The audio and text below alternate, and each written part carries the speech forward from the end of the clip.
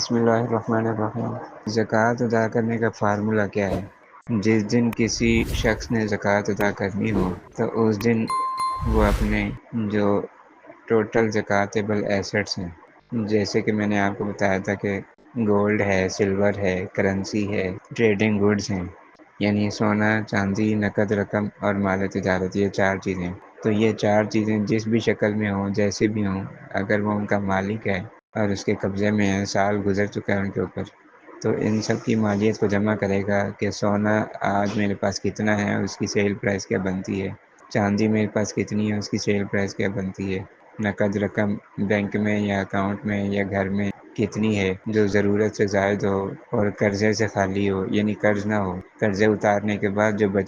رقم بچتی ہے اس کی بات ہو رہی ہے، تو وہ کتنی رقم ہے، ٹھیک ہے۔ تو یہ ان چاروں چیزوں کو جمع کیا جائے گا، اور اس کے بعد اگر کہیں سے کوئی وصولیاں ہونی ہیں، یعنی ریسیویبلز ہیں، کسی کو قرض دیا تھا وہ واپس لینا ہے، کہیں سے کمیٹی ملنی ہے یا کہیں سے کچھ اور کوئی رقم آنی ہے، تو وہ ریسیویبل بھی ساتھ ملیں گے۔ مثال کے طور پر ایک شخص کے پاس 5 لاکھ روپیہ جمع ہوا، سونا، چاندی، مال تجارت اور نقد رقم وغیرہ ملا کے سب کا مجموعہ 5 لاکھ بنا۔ 1 لاکھ روپیہ اس نے کسی کو دیا ہوا تھا قرضہ، وہ واپس ملنا ہے اور اس کے ملنے کی بھرپور امید ہے، یقین ہے کہ ملے گا۔ 1 لاکھ وہ ملا لیں، 6 لاکھ ہو گیا۔ 6 لاکھ میں سے مائنس کریں گے ادائیگیاں، لائبلٹیز، یعنی جو اس کے ذمے چیزیں واجب ہیں۔ اب لائبلٹیز میں کیا آتا ہے؟ کسی کا قرض ادا کرنا ہے، کوئی ملازم ہے اس کی تنخواہ دینی ہے، کوئی پچھلی زکوٰۃ رہتی ہے وہ،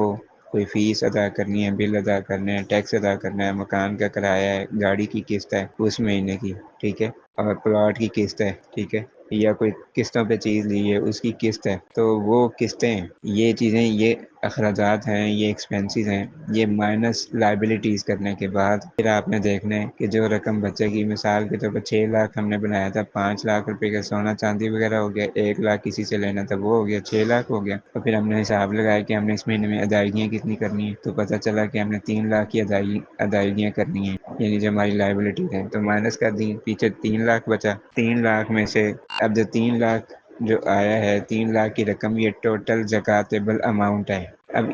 اس کے اوپر ہم نے زکوٰۃ نکالنی ہے، تو 3 لاکھ کو 40 پہ ڈیوائڈ کریں گے تو جواب آئے گا 7,500، یعنی 7,500 روپیہ۔ تو 7,500 روپیہ ہماری زکوٰۃ بنے گی جو ہمیں ادا کرنی ہوگی۔